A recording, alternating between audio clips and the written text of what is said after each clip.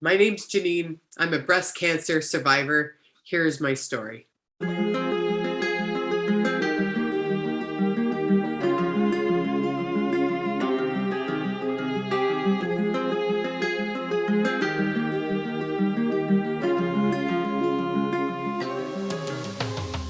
It was May 5th, 2020. I was asleep and I remember I woke up, I was alone in the bed. My husband had already woken up and my hand was literally on the lump.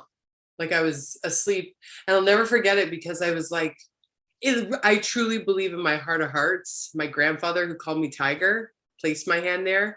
We have a deep connection, but his wife, my grandmother, had an 8-year battle with breast cancer. So,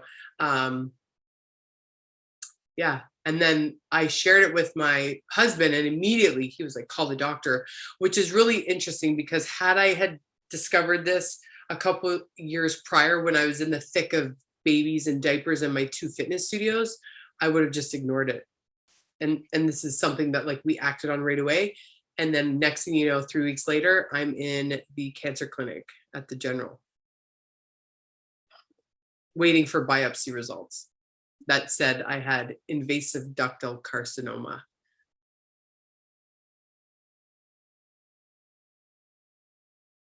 I'll never forget the meeting when I went to get the mammogram and then they had to do the ultrasound.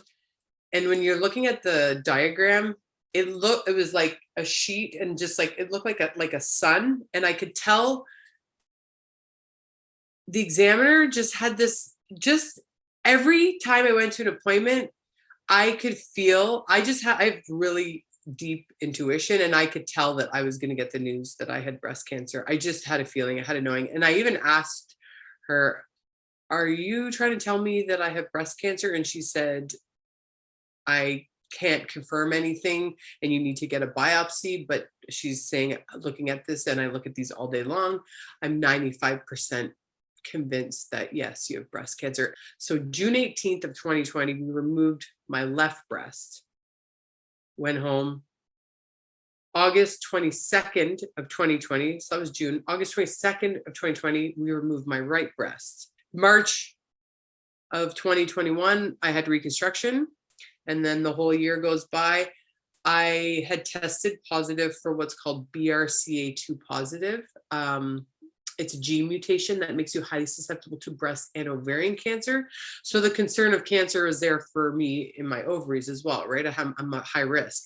So in April of 2022, this year, we then removed my ovaries and my fallopian tubes, as well as my uterus.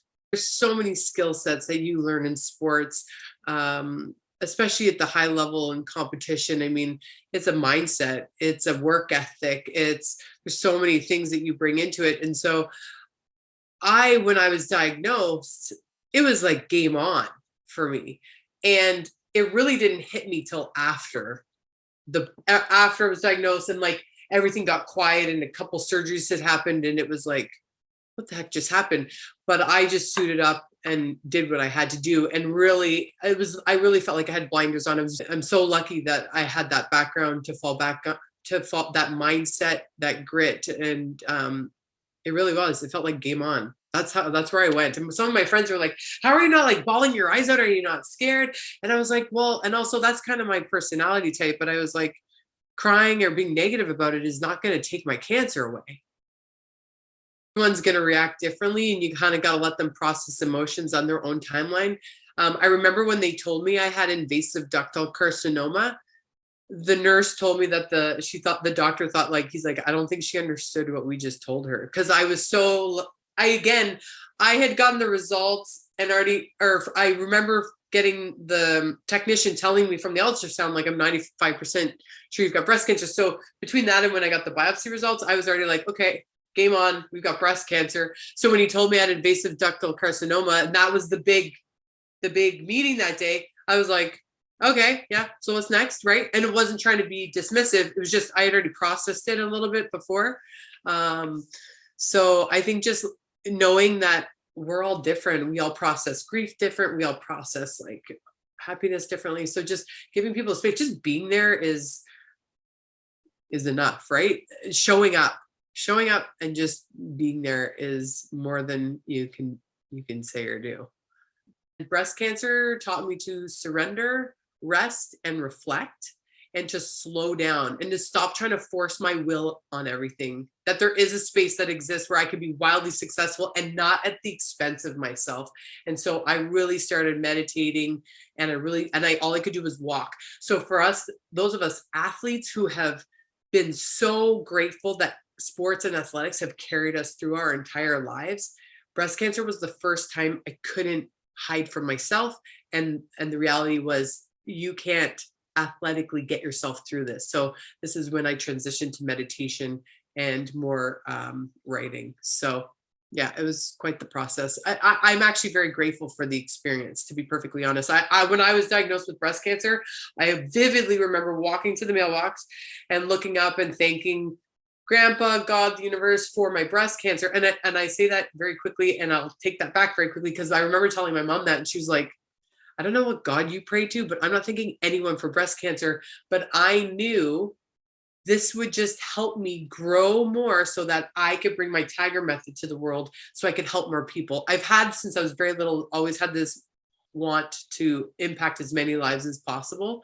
And I knew that after divorce, after bankruptcy, and now breast cancer, it was like, okay, we did enough living now. We're ready to take us to the world. So I've had a lot of humbling moments, a lot of lessons through adversity that I'm very grateful for, that now will allow me to help others know that they too can get through those things.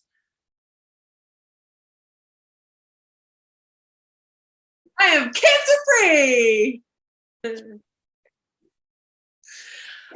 Yeah, best game I've ever won, right?